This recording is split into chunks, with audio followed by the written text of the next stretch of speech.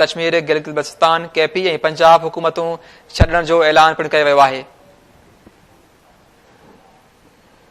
इमरान ख़ान पारां समूरनि असेंबलियुनि तां इस्तीफ़ाऊं ॾियण जो ऐलान पिणु कयो वियो आहे।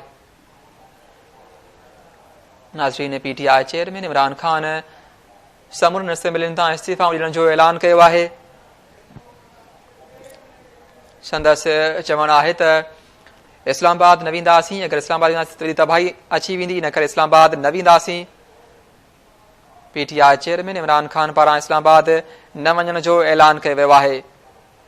इमरान ख़ान पारां आज़ाद कश्मीर, गिलगित बल्तिस्तान, केपी ऐं पंजाब हुकूमतूं छॾण जो ऐलान पिणु कयो वियो आहे। इमरान ख़ान पारां समूरनि असेंबलियुनि तां इस्तीफ़ाऊं ॾियण जो ऐलान कयो वियो आहे, जॾहिं त इस्लामाबाद न वञण जो बि ऐलान कयो वियो आहे।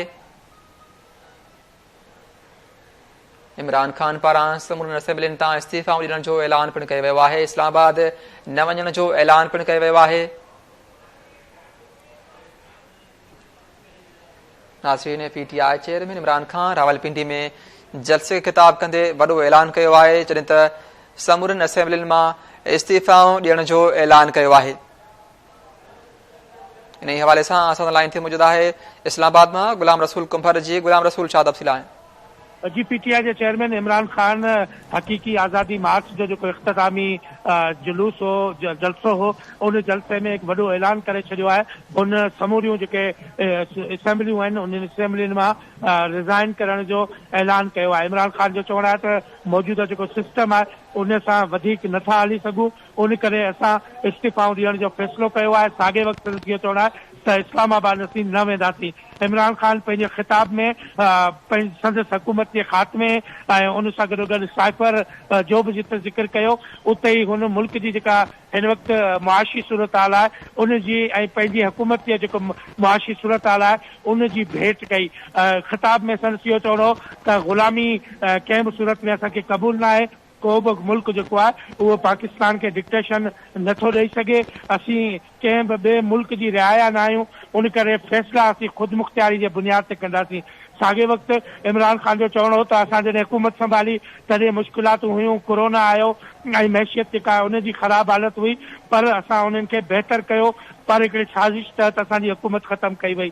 साॻे वक़्तु मौजूदा हुकूमत जेका आहे उन ते उन शदीद तनक़ीद कई ऐं चयो त महांगाई में ख़तरनाक हद ताईं इज़ाफ़ो आयो आहे, माण्हुनि जी मुश्किलातूं आहिनि उन्हनि में इज़ाफ़ो थियो आहे ऐं हिन वक़्तु हुकुमरान जेके आहिनि उहे मुकमल तौर ते मुल्क खे नाकामी तरफ़ वठी वञी रहिया आहिनि। इन सूरत में फौरी इलेक्शन जेको आहे उहो मसइले जो हल आहे। उन करे असीं पंहिंजे मुतालबे जे करे इहो ऐलान करियूं था त समूरियूं जेके असेंबलियूं आहिनि उन्हनि मां असांजा मेंबर जेके आहिनि उहे इस्तीफ़ाऊं ॾींदा। इमरान ख़ान पंहिंजी जेके हुकूमतूं आहिनि जिते ख़ासि तौर ते गिलगित बल्तिस्तान, आज़ाद कश्मीर ऐं उन सां गॾोगॾु पंजाब ऐं ख़ैबर पख्तूनख्वा में संदसि हुकूमतूं आहिनि, उन उतां जेके आहिनि असेंबली मेंबरनि खां इस्तीफ़ाउनि जो ऐलान कयो आहे। उन खां अॻु में PTI जेको आहे उहो क़ौमी असेंबली तां इस्तीफ़ाऊं ॾेई चुकी आहे। क़ौमी असेंबली मां मेंबर जेके आहिनि उहे सीटूं छॾे चुका आहिनि ऐं हाणे जेको आहे सूबाई असेंबलियुनि मां बि इमरान ख़ान बाज़ाब्ता तौर ते इस्तीफ़ाउनि जो ऐलान करे छॾियो आहे। जी, अच्छा गुलाम रसूल, कीअं ॾिसो था त PTI जी पंजाब ऐं केपी में हुकूमत आहे, छा पंजाब ऐं केपी में हुकूमत छॾींदा? जी ॾिसो, बिल्कुलु इंतिहाई मुश्किल फ़ैसिलो जेको आहे उहो इमरान ख़ान कयो आहे त उन दौरान हिकिड़ो यकीनी तौर ते बहरान त जनम वठंदो सियासी तौर ते जॾहिं पंजाब असेंबली मां हिकिड़ी माण्हू अक्सरियत मेंबरनि जी जेका आहे उहा इस्तीफ़ा थी ॾेई वञे त हिकिड़ो बहरान जनम वठी सघे थो। पर पाकिस्तान में जीअं त सियासत जेका आहे उहा ॾींहुं राति तब्दील थिए थी त न रुगो PTI पर काफ लीग बि जेका आहे उहा ऐवान में वेठल आहे, उन सां गॾोगॾु ॿियूं जमातूं जेके आहिनि उहे वेठल आहिनि। त छा ख़ान साहब जी जेका काल आहे उन ते संदसि समूरा मेंबर पंजाब असेंबली सां इस्तीफ़ाऊं ॾींदा, छा काफ लीग जा जेके मेंबर आहिनि उहे बि इस्तीफ़ाऊं ॾींदा, त उहो पाण खे कुझु ॾींहंनि में सूरत हाल नज़र ईंदी त सियासी सूरत हाल कहिड़े पासे थी वञे। पर बहरहाल ऐलान इंतिहाई वॾो आहे त ख़ैबर पख्तूनख्वा में ऐं पंजाब जा जेके मेंबर आहिनि उहे जेकॾहिं इस्तीफ़ाऊं ॾियनि था त यकीनी तौर ते हिकिड़ो सियासी बहरान थींदो।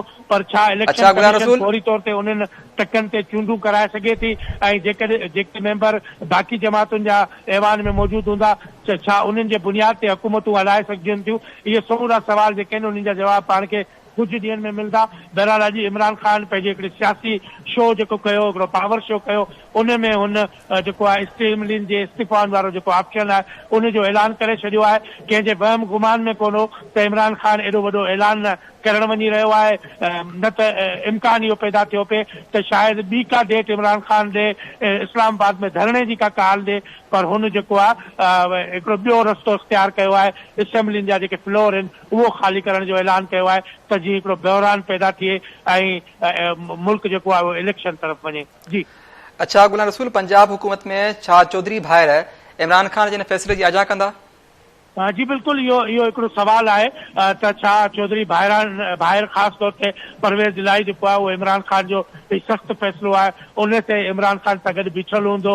चौधरी शुजात हुसैन जीअं त काफ लीग में हिन वक़्तु विरहाङूं थियल आहे, ॿ धारदार ओपिनियन आहिनि, हिकिड़ी पार्टी वफ़ाक़ में हुकूमत में आहे, हिकिड़ी जेको अधु काफ लीग पंजाब में आहे, त उन हवाले सां न पियो लॻे त परवेज़ इलाही फौरी तौर ते इहो फ़ैसिलो तस्लीम करे, ऐं उन लाइ इहो बि इम्कान मौजूदु आहे, इहो बि सूरत हाल मौजूदु आहे त किथे काफ लीग बाक़ी जेके मर्कज़ में हुकुमरान जमात आहे उन्हनि जा इत्तेहादी आहिनि उन्हनि सां गॾिजी करे हुकूमत त नथा जोड़नि या उन लाइ ऑप्शन त नथो ॾिनो वञे। उन हवाले सां पाण ॿुधोसीं त 2 टे ॾींहं पहिरीं इहो फ़ैसिलो कयो वियो त आसिफ़ ज़रदारी लाहौर जो मोर्चो संभालींदो, लाहौर में सियासी जोड़ तोड़ कंदो। त हाणे जॾहिं ही फ़ैसिलो थी चुको आहे त उनखां पोइ लाहौर में पाण खे सियासत जो महवर नज़र ईंदो, ईंदड़ कुझु ॾींहंनि में जोड़ तोड़ बि नज़र ईंदी ऐं मुमकिन आहे त PTI जा कुझु मेंबर जेके आहिनि उन्हनि खे बाक़ी जमातूं राज़ी करे वठनि त हू इस्तीफ़ा न ॾियनि। जी अच्छा गुलाम रसूल, इहो ॿुधायो हुकूमत जी कहिड़ी हिकमतअमली आहे हिन फ़ैसिले ते? जी ॾिसो, फौरी तौर ते जेको ही फ़ैसिलो साम्हूं आयो आहे, इमरान ख़ान पंहिंजे ख़िताब में इहो ऐलान कयो आहे, उन हवाले सां बाज़ाब्ता तौर ते वफ़ाक़ी हुकूमत जो अञा ताईं रद्द अमल जेको आहे उहो साम्हूं न आहे आयो। कुझु ई देरि में यकीनी तौर ते उन हवाले सां रद्द अमल बि साम्हूं ईंदो ऐं उनखां पोइ यकीनी तौर ते इत्तेहादी जमातूं जेके आहिनि उन्हनि जा इजलास जेके आहिनि उहे बि छॾाया वेंदा। उनमें मुस्तक़बिल जी जेका हिकमत अमली आहे उन हिकमत अमली ते गौर वीचार कयो वेंदो त जेकॾहिं इस्तीफ़ाऊं ॾिनियूं थियूं वञनि त पोइ उनजो हल जेको आहे उहो कहिड़ो कढियो वञे। सियासी जमातूं यकीनी तौर ते उन हवाले सां रद्द अमल बि ॾींदियूं, पर अञा ठीकु आहे। वॾी महिरबानी गुलाम रसूल कुंभर तफ़सील ॾियण जे लाइ।